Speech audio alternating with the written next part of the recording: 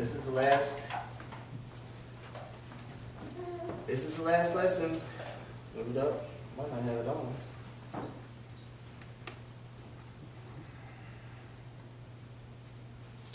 Can you hear me now? Alright, good. I don't need to move it up, I can get it up. Well, this is the last lesson of the meeting. Again, I appreciate everyone that's been coming out and supporting it. I just saw something that made me extremely happy. We got a visitor, and anyways, this evening I want to talk about a wayward son and a distant father. Kayla, a while back, I guess a couple months or so ago, she said, "You ought to get up a lesson on David and Absalom." And I typically try to do what she says, and in this case, I did it. And I started studying it. I started studying the relationship that David and Absalom had, and I want to start off by just saying this straight up front. Absalom is a knucklehead. I am not giving nothing away or not taking nothing away from the fact of that. But there's different things that I saw that jumped out to me that I wanted to pinpoint and pull out and just kind of analyze this. If you want to go to 2 Samuel chapter 13 is where the story starts off. And we're going to go through chapter 19. But we're going to jump and go through there. It's not going to be that long. It starts off in chapter 13, verse 1. It says, "And it came to pass after this that Absalom, the son of David, had a fair sister whose name was Tamar, and Amnon, the son of David, loved her." And I'm not going to read all into that because I don't want to get all into detail or whatever. But to start it off, Absalom had a sister named Tamar, and Amnon loved her. And Amnon did things that people normally do when they want something so bad they can't wait for it. They take it, and once they have it, they're not happy with it, and they kind of discard it. And that's exactly what happened with Amnon and Tamar, and Absalom was not happy. Absalom, he did not find this thing one bit pleasing. He stuck it in his bosom, and he let it marinate there. If you go down to verse 20 of chapter 13, it said, "And Absalom her brother said unto her, Hath Amnon thy brother been with thee? But hold now thy peace, my sister. He is thy brother. Regard not this thing." He had some pretty good advice right there. He told his sister, he said, basically, forgive him and regard not this thing. Don't hold on to it. Let it go. But he didn't take his own advice. And so it says, "He is thy brother, regard not this thing." So Tamar remained desolate in her brother Absalom's house. When the king David heard of these things, he was very mad. It seems like he got upset about it, but it doesn't seem like he did a whole lot to correct it. That's all it says, was that he got mad. It doesn't say that he went and took Amnon and shook him or anything like that. It just says he got mad. Verse 22 says, "And Absalom spoke unto his brother Amnon, neither good nor bad. For Absalom hated Amnon because he had forced his sister Tamar." He didn't speak. He didn't say nothing good. He didn't say nothing bad. He just let that thing sit in his heart and simmer and build and build. The next verse 23, it says, "And it came to pass after 2 full years." 2 full years of him sitting there thinking about this thing. Meditating on it. Premeditating. He's thinking about, how am I going to get back at this guy? What am I going to do to get even with this guy? I'll tell you what. A little side note. You let something go for 2 years without working it out, by the time it gets worked out or it's brought to the surface, it is a boiling mess. It is a boiling mess. The best way to handle something, if the situation is so hot right then, let it cool down for just a minute. But go to someone and talk to them. If you have a question about someone, go to them and talk to them. If you think some way about somebody, go to them and talk to them. Don't wait for 2 years before you approach somebody and ask them. Or don't wait for 2 years. Somebody might not even know what you're upset at them about. That happened to me one time. I had some brothers upset at me for 2 years almost. And by the time they got around to telling me, they were so upset at me at something I hadn't even never done. And if they would have asked me right then or cleared it up right then, man. You let something get in your mind and get in your heart, and you sat on it for 2 years, by the time that little bitty, whatever it was, 2 years later, it seems like the hugest, biggest thing in the world, an unforgivable offense or something. That's what this guy did. This is what Absalom did. For 2 years, he thought about what his brother did to his sister, which was not a good thing. I'm not putting that. But he premeditated how he was going to get even with them. And this is what he did. He said that Absalom, and it came to pass, at verse 23, and it came to pass after 2 full years that Absalom had sheep shearers, and Balhazar, which is beside Ephraim. And Absalom invited all the king's sons. And Absalom came to the king and said, Behold, now thy servant has sheep shearers. Let the king, I beseech thee, and his servants go with thy servants. And the king said to Absalom, Nay, my son, let us not all now go, lest we be chargeable unto thee. And he pressed him, howbeit he would not go, but blessed him. Absalom said, Come on, Dad, get everybody together and let's go. And David said, No, we're not going to go. It might cost you too much. We might be a burden to you. But Absalom had different intentions, so he didn't give up. Verse 26, he said, Then said Absalom, If not, I pray, let my brother Amnon go with us. And the king said to him, Why should he go with you? Why do you want him to go with you? But Absalom pressed him, so that he let Amnon and all the king's sons go with him. Now Absalom had commanded his servants, saying, Mark ye now, when Amnon's heart is merry with wine, and when I say unto you, Smite Amnon, then kill him. But fear not, have not I commanded you to be courageous and be valiant? And the servants of Absalom did unto Amnon as Absalom had commanded. Then all the king's sons arose, and every man got him up on his donkey or mule and fled. 2 years he thought about this, and he saw the opportunity. He said, Hey, look, when Amnon gets merry with wine, I want y'all to kill him. I want y'all to kill him, and don't worry about it. Be courageous. I told you to do this thing. 2 years of premeditated. Verse 30 says, And it came to pass while they were in the way, that tidings came to David, saying, Absalom has slain all of your king's sons, all the king's sons, and there is not one of them left. Then the king arose and tore his garment, and lay on the earth, and all his servants stood by with their clothes rent. And we just heard the story. He didn't kill all the king's sons. But a lot of times that's how stories get passed around. A lot of times that's how they get out. He killed all your sons. He did all of these things. And then eventually the truth will come out.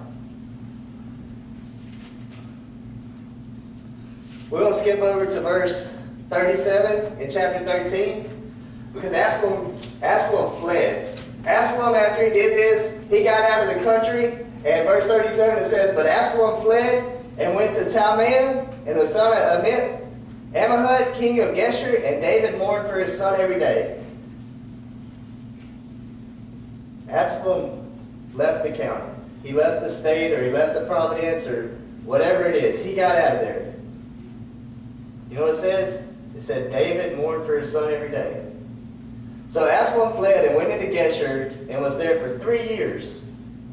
He went into Geshur and he was there for 3 years.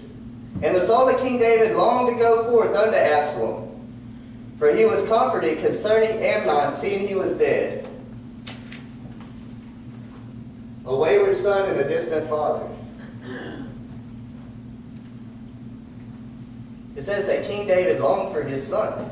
He knew where he was at. It said that he was comforted over Amnon. Absalom had made a mistake. Obviously, a big mistake. King David had been comforted over it, and now he's missing his son Absalom. And he's been gone for 3 years. And it said he longed for him. But you know what it said? Didn't say? It didn't say David went and got him. It didn't say that David got his men to go get Absalom and tell him, Come home, son. I'm okay with what happened now.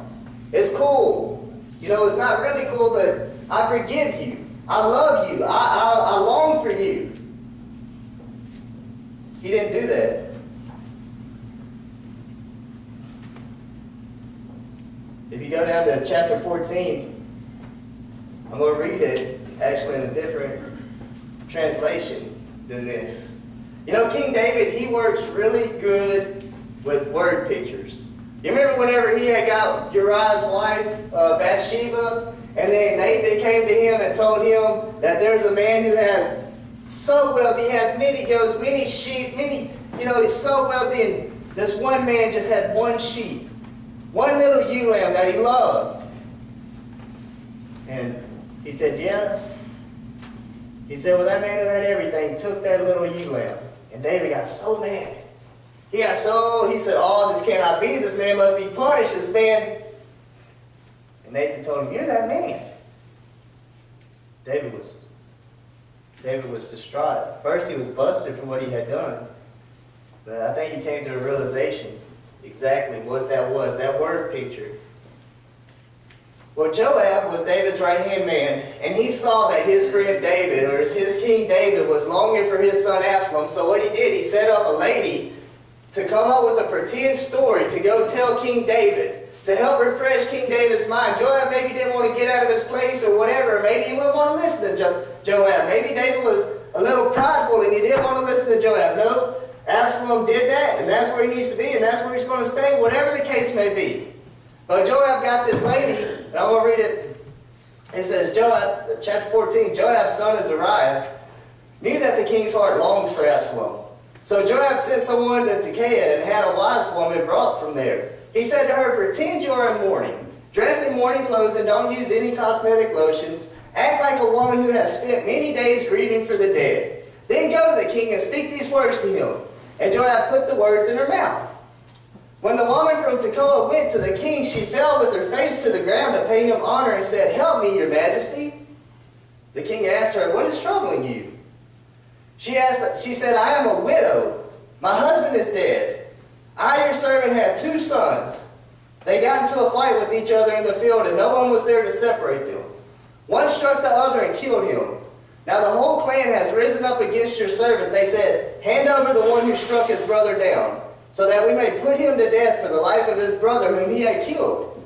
Then we will get rid of the heir as well. They would put out the only burning coal I have left, leaving my husband neither name nor descendant on the face of the earth. The king said to the woman, go home and I will issue an order in your behalf. But the woman from Tekoa said to him, Lord, let my lord the king pardon me and my family, and let the king and his throne be without guilt.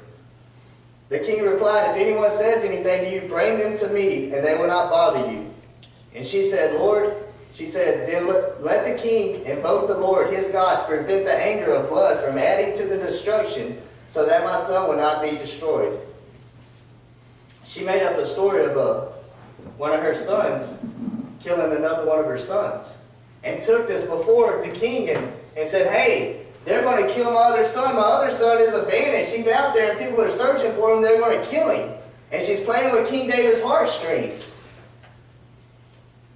As surely as the Lord lives, King David said, not a hair of your son's head will fall to the ground.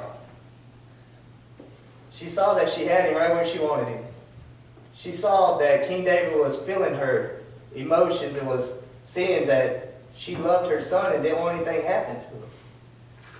Verse 12 says, then the woman said, let your servant speak a word to my lord the king.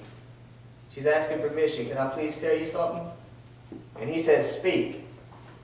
The woman said, why then have you devised a thing like this against the people of God? When the king says this, does he not convict himself? For the king has not brought back his banished son. You think that hit him like a load of bricks? You feel my story, you understand what I'm saying. But what about you, King David? You haven't brought back your banished son. The one that you long for, the one that you desire, the one that you want back. Verse 14, like water spilled on the ground, which cannot be recovered, so we must die. But that is not what God desires. Rather, he devises ways so that a banished person does not remain banished from him. That's verse 14. That's from a different translation. I thought that was pretty beautiful in 2 Samuel, that it says, he devises ways so that a banished person does not remain banished from him. So King David, in verse 19 of chapter 14, he's a pretty smart cookie. In verse 19, he said, hey, I see what's going on here. Did Joab put you up to this? Did Joab talk you into coming and telling me all of this stuff? Verse 21, and the king said unto Joab, behold, now I have done this thing. Go therefore, bring the young man Absalom again. And Joab fell to the ground. Verse 22, and Joab fell to the ground on his face and bowed himself and thanked the king. And Joab said, today thy servant knoweth that I have found grace in your eyes, my lord, O king, if that the king hath fulfilled the request of his servant. So Joab arose and went to Geshur and brought Absalom to Jerusalem. Verse 24 says, and the king said, let him turn to his own house. He said, Joab, I want you to get my son, and I want you to let him return to his own house. He can come back into the kingdom. He can come back to his own land. He can come back. But the second part of 24 is pretty sad. And the king said, let him turn to his own house, and let him not see my face. Yeah, my banished son can come home. But I don't want him to see my face. I don't want to look at him. I don't want him looking at me. But bring him home. He's going to be banished. He's going to be brought back from Geshur, but he's still going to be banished to the back corner of my property, or to whatever the case may be. He can come home, but I don't want to see him. Now, how would that make you feel?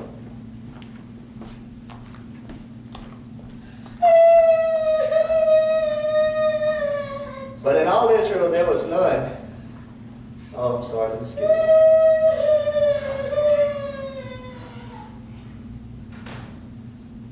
Verse 28. So Absalom dwelt 2 full years in Jerusalem and saw not the king's face. He was banished to Geshur for 3 years. Then his father said, bring him home, but I don't want to see his face. So he stayed there for 2 more years without ever seeing his father's face. If you go up just a little bit, we'll learn a little bit about Absalom, some of the things that most people already know about him. Verse 25 says, but in all Israel there was none to be so much praised as Absalom. For his beauty, from the sole of his feet even to the crown of his head, there was no blemish in him. He was a beautiful man. He was probably what you would consider like the star football player, the most handsome GQ, or whatever front cover magazine guy you would want to imagine. Verse 26, and when he pulled his head, for it was at every year's end that he pulled it, because the hair was heavy on him, therefore he pulled it. He weighed the hair of his head at 200 shekels after the king's weight, which I looked at that, which is about 6 pounds. And unto Absalom there were born 3 sons and 1 daughter, whose name was Tamar. She was a woman of a fair countenance. So we see that Absalom was a handsome man. He came back. He had a family. David had grandchildren there. You know, Absalom loved his sister so much, he named one of them Tamar. But for 2 whole years, he didn't see his father. And Absalom's sitting there, I'm sure, and he's getting kind of, you know, I don't know, fed up, or I'm not sure exactly. Like I said, Absalom is a knucklehead, and I'm not taking anything away from that. So Absalom, he's sitting there, and he says, you know what? I want to see my dad. I want to see my dad. He told his servants, therefore Absalom sent, verse 29, therefore Absalom sent for Joab to have sent him to the king. But he would not come to him. And when he sent again the second time, he would not come. Therefore, verse 30, therefore he said unto his servant, see, Joab's field is near mine. Go set it on fire. What a brat. He sent for Joab. Joab didn't want to come. He sent again. He didn't want to come. He said, hey, go set his field on fire. I bet he'll come. And he came. Then Joab arose and came to Absalom unto his house and said unto him, why have you set my field on fire? And Absalom answered Joab, behold, I sent unto thee, saying, come hither, that I may send thee to the king to say, wherefore am I come from Geshur? It hath been good for me to have been there still. Now therefore let me see the king's face, and if there be any iniquity in me, let him kill me. So Joab did. He went to King David, and they got reconciled. So it seemed. Verse 33, the end of it says that, So Joab came to the king and told him, and when he had called for Absalom, he came to the king and bowed himself on his face to the ground before the king, and the king kissed Absalom. It seems like everything's back to normal. It seems like Absalom comes back to David, and David sees his son, he gives him a kiss, and everything's all great and good again. But that wasn't the case. That wasn't the case at all.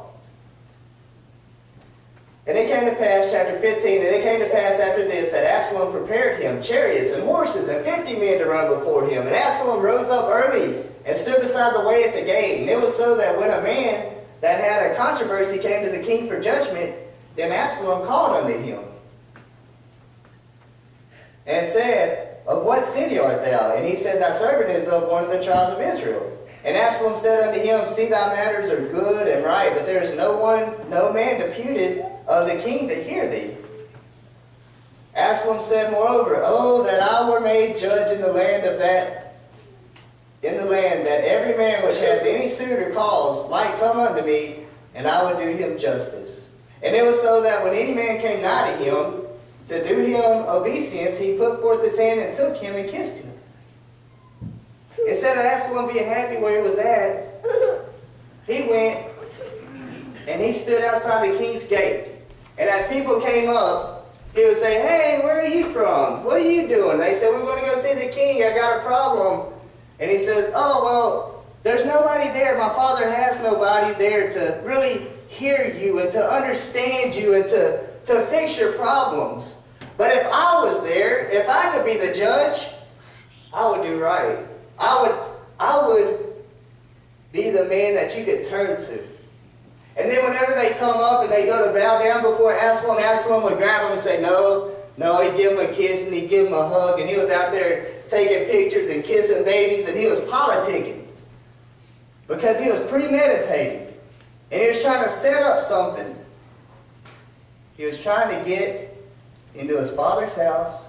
He was trying to overthrow his father. Verse 6 in chapter 15 says, And of this manner did Absalom to all Israel, that came to the king for judgment. So Absalom stole the hearts of the men of Israel. And it came to pass, after 40 years of Absalom standing out there, collecting men, collecting votes, collecting whatever the case it was, choose me. After 40 years, Absalom said unto the king, I pray, when I was in Geshur, I made a vow. I would like to return to Geshur. He lied to his dad to try to get out of it. Verse 13 says, And there came a messenger to David, saying, The hearts of the men of Israel are after Absalom. And David said unto all his servants that were with him at Jerusalem, Arise and let us flee, for we shall not else escape from Absalom. Make speed to depart, lest he overtake us suddenly and bring evil upon us, and smite the city with the edge of the sword. And the king's servant said unto the king, Behold, thy servants are ready to do whatsoever my lord the king shall appoint. And the king went forth, and all the household after him. And the king left 10 women, which were concubines, to keep the city. And the king went forth, and all the people after him, in a place that was far off. Now what happened was Absalom, he got a large group of people together. He got them to, kind of vote on his side, or to see that he was the one out there trying to do it. He asked his dad to go off in a far country, or if he could go off in a far country, because he made a vow. So when he left, messengers came back to David, and they kind of told him that Absalom has a conspiracy against you. All of the people are in love with Absalom now. And David was scared of his son because it was true. There was a lot of people that was in love with Absalom. So for whatever reason, David, because he was scared or whatever, David got all of his stuff and he moved out. You know what happened? Absalom moved in. Absalom got what he wanted after all of that conniving, all of that cheating, and all of that misleading. Absalom, the king, moved out of the palace, and Absalom moved into the palace. He wanted his father's house, he wanted his father's wives, he wanted his father's life, he wanted his father's everything, and now he had it. And there's a lot of things, if you want to go and read in there, there's a lot of spying that goes on. There's a lot of choosing sides that goes on. There's a lot of manipulating that goes on. But we're going to fast forward it. Absalom's in Jerusalem. He's doing horrible things that he has no business doing. David's kind of hiding out in the city or hiding out in the wilderness or in the country, and he's trying to avoid Absalom. Absalom wants to go kill his father. Absalom actually said, when he goes out to battle his father, he said, only kill King David. Leave the rest of them alive. So they go back and forth. David runs and hides a little bit. Absalom comes chasing. But it all comes to a head in chapter 18. And David numbered the people that were with him and set captains of thousands and captains of hundreds over them. And David sent forth the third part of the people under the hand of Joab, and a third part under the hand of Abishai, and the son of Zeruiah, Joab's brother, and a third part under the hand of Ittai the Gittite. He set up these captains, or these commanders, and he had people underneath them. They're getting ready to go to war with Absalom. And the king said unto the people, I will surely go forth with you myself also. Verse 3 in chapter 18. But the people answered, Thou shalt not go forth. For if we flee away, they will not care for us, neither if half of us die will they care for us. But now there are 10,000 of us. These people loved David. They cared for David. David wanted to go with them. They said, no, don't go. You stay here. In verse 5 it says, And the king commanded Joab and Abishai and Ittai, saying, Deal gently for my sake with the young man, even Absalom. And all the people heard when the king gave all captains charge concerning Absalom. King David told his men, he said, Don't hurt my son. Don't hurt my son. Deal gently with him. King David loved his son. He loved his son very much. Verse 9, And Absalom met the servants of David, and Absalom rode upon a mule, and the mule went underneath the tree. So these men are chasing after Absalom now. The battle's already started. David's men are chasing Absalom, and Absalom, with all of his big hair that we were talking about earlier, he runs underneath the tree.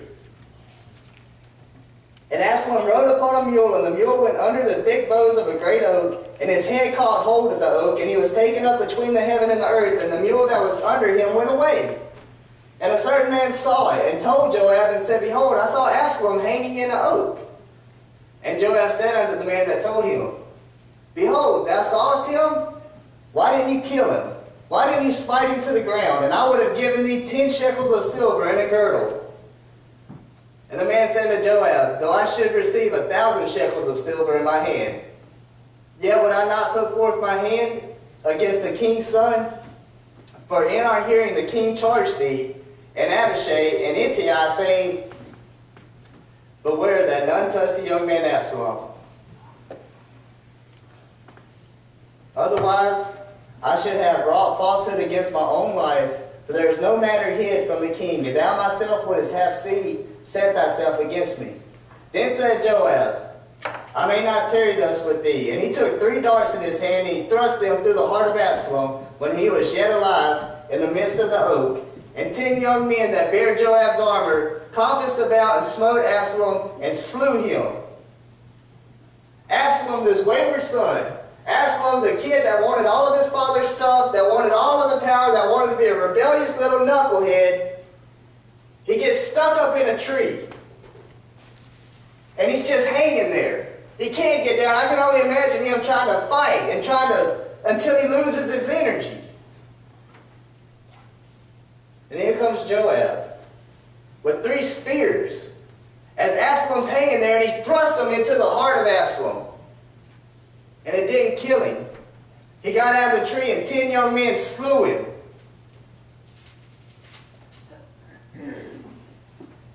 If you go over to verse 31 of chapter 18,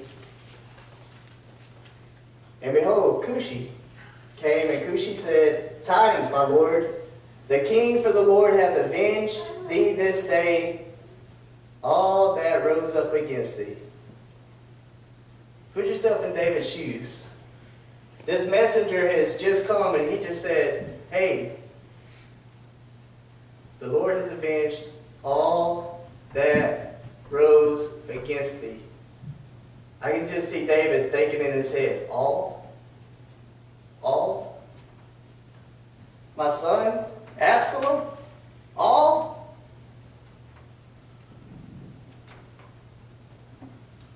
And the king said unto Cushi, is the young man Absalom safe?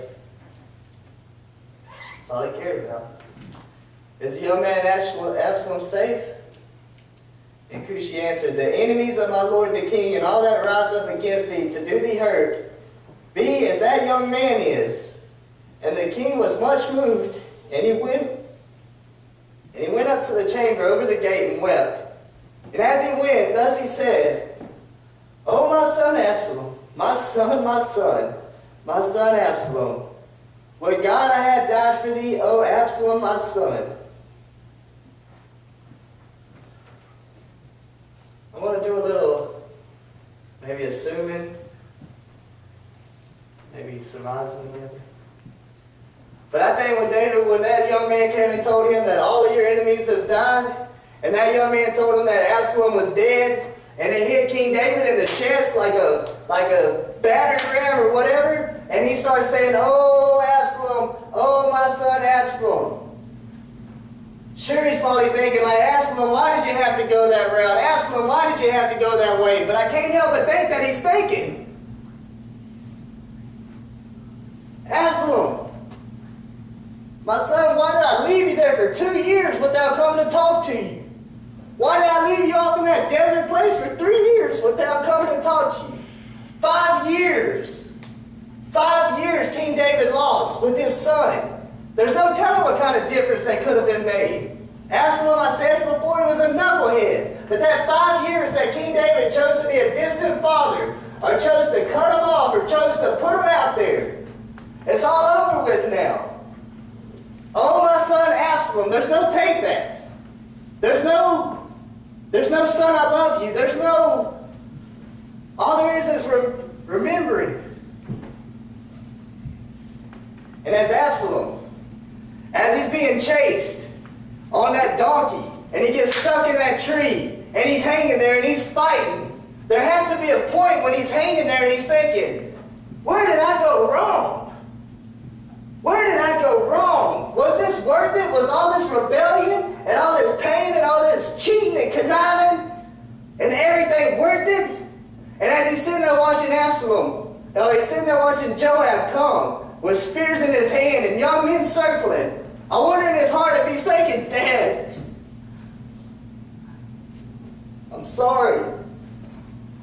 I'm sorry, Dad. If I would have had to do it all over again, I would change it. But it was too late. Those men came and they killed him while he was hanging in his rebellious state, hanging in a tree.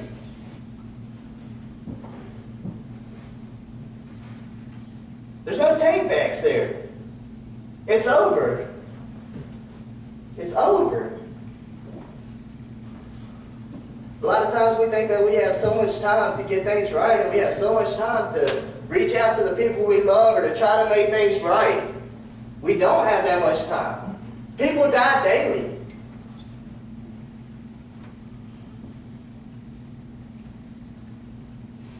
This is just me thinking.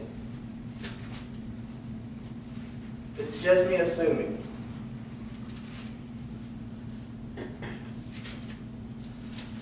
But I think if King David had it all to do again, it would go a little bit more like this.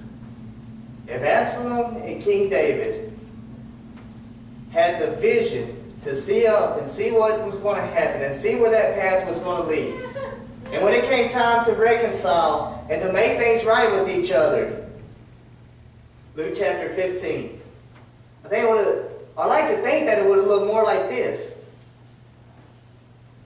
Luke chapter 15, verse 17. And when he came to himself, he said, how many hired servants of my father's have bread enough to eat, to spare, and I perish with hunger? I will arise and go to my father, and I will say unto him, Father, I have sinned against heaven and before thee, and I am no more worthy to be called thy son. Make me as one of thy hired servants. And as he arose and came to his father, he arose and came to his father. But when he was a great way off, his father saw him. I'm going to stop there. The wayward son. I think if he had it all over to do again, he might would pick himself up and go to his dad and tell him, Dad, I'm sorry I fought against you so much. I'm sorry I was so hard-headed. I'm sorry I was such a conniver. I'm sorry that I gave you so much headache. I'm sorry I wasn't the son that I should have been. Will you please take me back? And as he arose and came to his father, but when he was yet a great way off, his father saw him and had compassion, and he ran and he fell on his neck, and he kissed him. And the son said unto him, Father, I have sinned against heaven, and in thy sight, no more worthy to be called thy son. But the father said to his servant, Bring forth the best robe, and put it on him, and put a ring on his hand, and shoes on his feet, and bring hither the fatted calf, and kill it, and let us eat and be merry. For this my son was dead, and alive again, and is alive again. He was lost and is found. And they began to be married. If they had it to do all over again, when he told Joab, go get Absalom. I don't think he would have told Joab, tell him to put him in a corner. I don't think he would have told Joab or Absalom, you come back, but I don't want to see your face. I think if King David had 5 more minutes or one more reshot to see his son again, when he came back from Geshur, he would have ran to him, and he would have grabbed him, and he would have hugged him, and he would have kissed him, and he would have said, Son, I'm so sorry. Please, we can work this out, whatever the case may be. I don't think he would have waited those 5 years that he lost.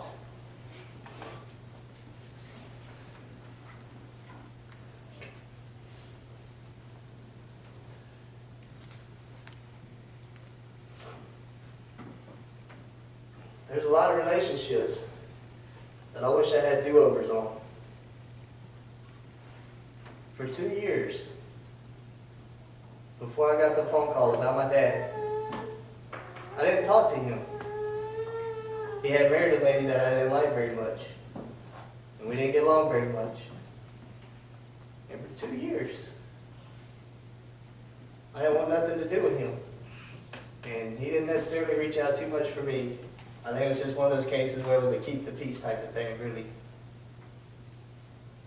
I was going to work. Some of you already know it. I was going to work and I get a phone call from my grandmother. My father had overdosed. Y'all already know that. My father had overdosed on drugs. And I tell you what, I had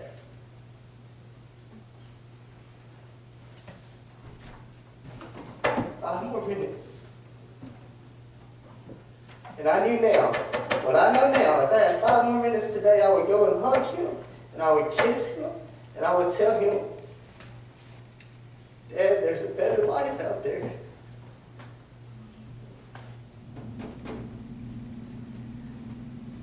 That last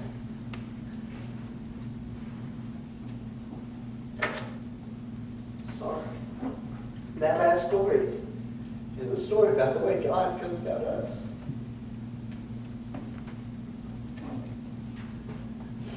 I would tell him, Dad, there's a better life out there.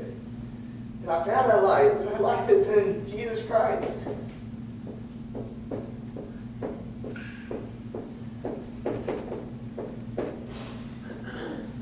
And I would try to share that with him. And I would try my best to share that with him.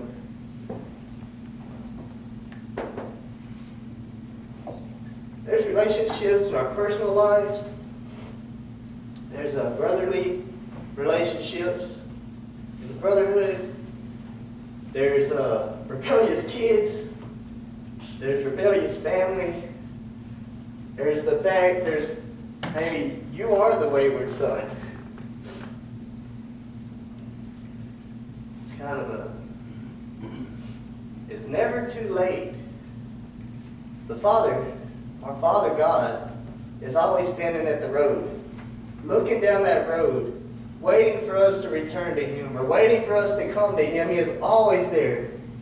I like the way it says in Acts 7, maybe 17, when Paul's talking on Mars Hill, when he said, just stick your hand up that you might happily find Him. He's right there and He's waiting at the end of that road. He's waiting to run up and hug us and kiss us and tell us, son, hey, you're back in the family. I think if King David and Absalom, or me and you, if we could see 10 years down the road, or 10 minutes down the road, and we saw what the outcome would be, I bet you there would be a whole lot of changes being made. A lot of things different. It's never too late until it's too late.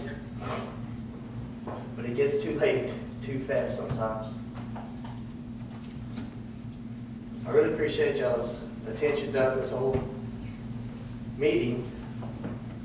At this time, we'll have an invitation song. If you're not a member of the Church of Christ, if God and you are not on the same team anymore, if you've fallen away, or if you're just a knucklehead and done your own thing, now's the time during the invitation song to come forward and be baptized into the church, or to have your sins confessed and seek forgiveness. Let us stand and sing the invitation song. I just wanted to repeat myself, I guess, and just say thank you for everybody that showed hospitality to us, everybody that came out. And I'm going to leave in the morning, and I'm going back to Waco. And I would like to think that maybe some of you were encouraged. And if that's the case, I was thinking last night, I shared it with several people already. Last night, whenever we got together and played volleyball and stuff like that, and we would come together and just had fun, we used to do that in Waco quite a bit. And we stopped doing that. And it's something that I regret, because not too many people know this. Well, probably a bunch of people know it, but that's how I got introduced to the church, is through volleyball or getting together and having fellowship like that. And it was a slow road or whatever, but I think the more you can get together and do stuff together and have fun together after services or whatever, just get together, the stronger you'll be, the stronger the young people, the closer the young people will be. And I think it's a really good thing to do that. But anyways, I just wanted to say thank you very much for the trust and that you put into me to speak. And I'll just turn it over to the brothers. I really appreciate everything everyone did.